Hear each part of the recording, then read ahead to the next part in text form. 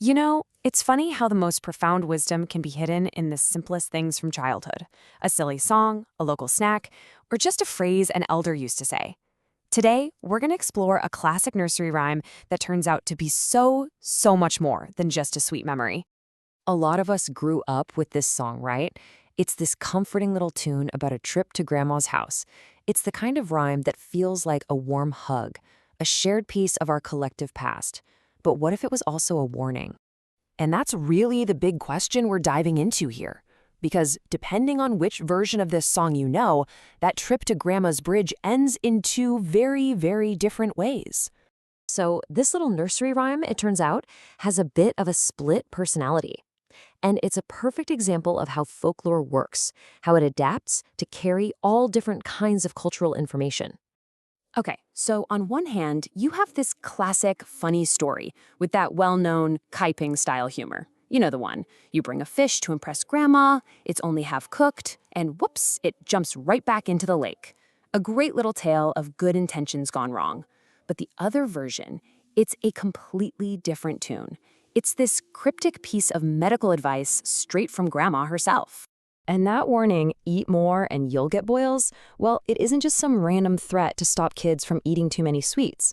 Nope, it's actually a super condensed lesson in traditional Chinese medicine. The whole idea is really built on this one foundational concept in TCM. Spleen is often weak. Now, in this context, spleen doesn't just mean the organ. It's talking about the entire digestive system. And the principle is simple. Kids' digestive functions are still developing. They're naturally more delicate than in adults. They're just easily thrown off balance. So how in the world does a piece of candy lead to a boil?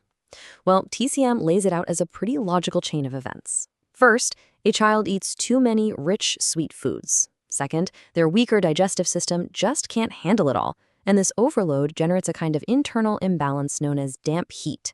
Finally, the body has to get rid of this excess heat, and it tries to push it out through the skin. And what's the result? Rashes, acne, or, as the rhyme says, boils. But here's the beautiful part. The rhyme doesn't just give a warning, it offers this amazing piece of philosophy. Eat less for more flavor. This isn't just about avoiding getting sick. It's a lesson in moderation, in mindfulness. The idea that when you don't overwhelm your senses, you can actually appreciate the taste of your food, and really, life itself, so much more deeply.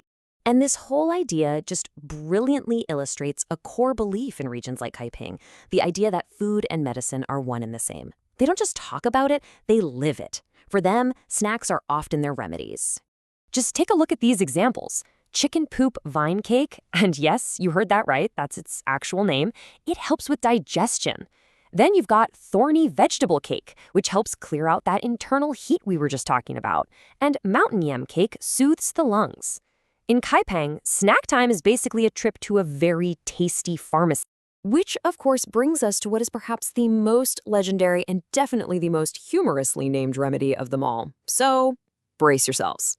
Okay, relax. It is not what it sounds like. The actual name is way more elegant, Chenpi, which just means aged tangerine peel pill. It's a classic little pellet made of medicinal herbs. But colloquially, yeah, everyone knows it by its much funnier nickname. But here's the thing. Despite that totally ridiculous name, this pill is a powerhouse of legitimate medicine. You've got aged tangerine peel for digestion, hawthorn to help break down rich foods, licorice to soothe the throat, and a bunch more. It's a pretty sophisticated formula packed into a tiny, unassuming little ball, which is such a fascinating contrast to how we think of medicine today, right? Something sterile, clinical, and almost never playful. So you gotta ask, right? If this is a serious remedy, why on earth give it such a ridiculous and, let's be honest, unappetizing name? Well, the answer is just pure folk humor and some seriously clever parenting. The little pellets are, you guessed it, small, black, and round. Elders would playfully offer them to kids, using that goofy name to turn taking medicine into a bit of a game. It's just another perfect example of that Kaiping-style humor. It's practical, a little mischievous, and surprisingly effective. All right, so let's zoom out and tie all of these threads together. We started with a simple rhyme about a bridge, and somehow we ended up with medicinal snacks named after body gunk. So what does it all mean? It seems Grandma's bridge isn't just a place, it's a metaphor. It's a path to a certain kind of wisdom. And this wisdom is really built on three pillars. First, there's contentment, being happy with what you have. Second, moderation, that whole philosophy of eat less for more flavor. And third, medicine in daily life, the incredible idea that health isn't just found in a doctor's office, but right in your own kitchen. Ultimately, the journey to Grandma's Bridge teaches us that the best care, the best advice, and the very best medicine, well, they often don't come in fancy packages. They're hidden in the humble, the loving, and the everyday sweetness of tradition. And all this leaves us with a final question to really think about. In our modern world, a world so often defined by having more, bigger, and faster, have we maybe lost touch with that simple, profound wisdom from Grandma's Bridge? That powerful idea that sometimes less truly is more?